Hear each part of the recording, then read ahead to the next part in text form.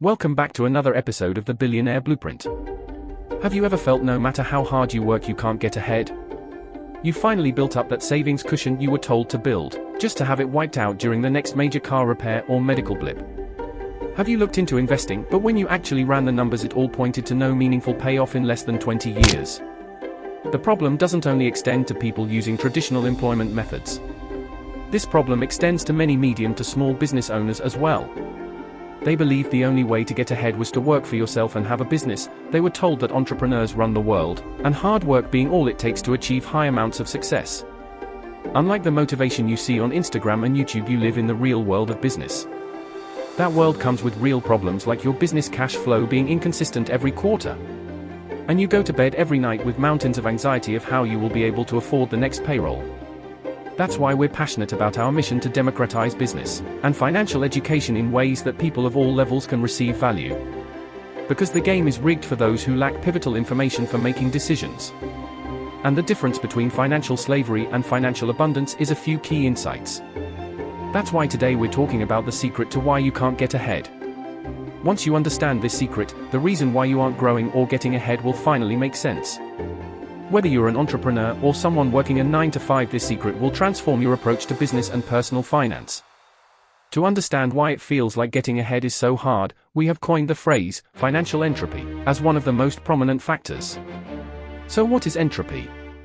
And what does that have to do with me barely making rent, while being stuck at McDonald's? Entropy is the belief that chaos and disorder naturally increases over time, making the winds of life feel like they blow harder with each passing day.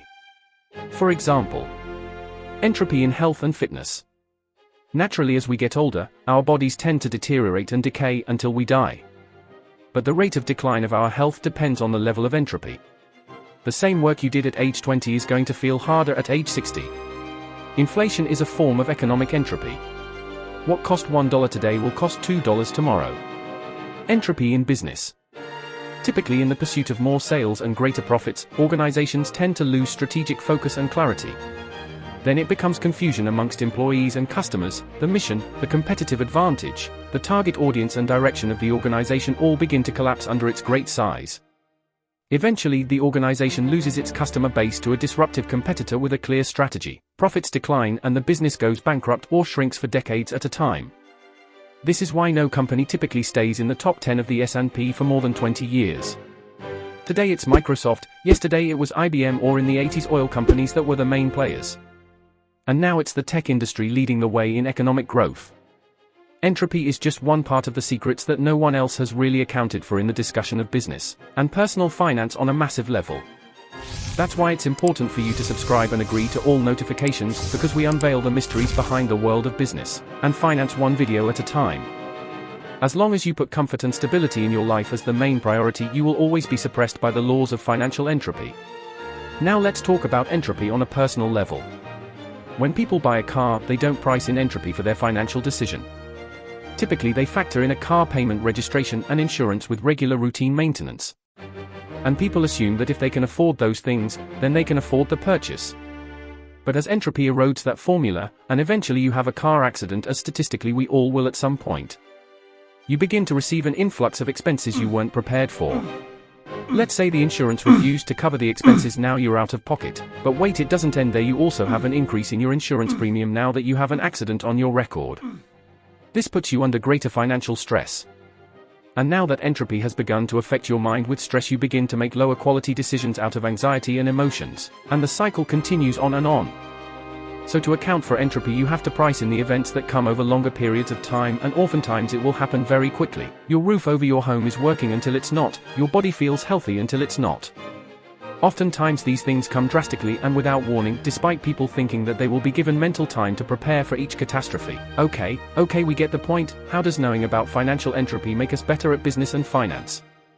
When you master pricing in entropy, it allows you to reframe your approach to financial decisions from one of sustainability to one of growth and flexibility. Playing the sustainability game in life is a losing game to play for those trying to build meaningful amounts of financial abundance. Despite all businesses desiring growth, they try to produce growth by furthering their operations at greater scale, instead of furthering the kinds of leverage that would yield greater results at higher efficiency.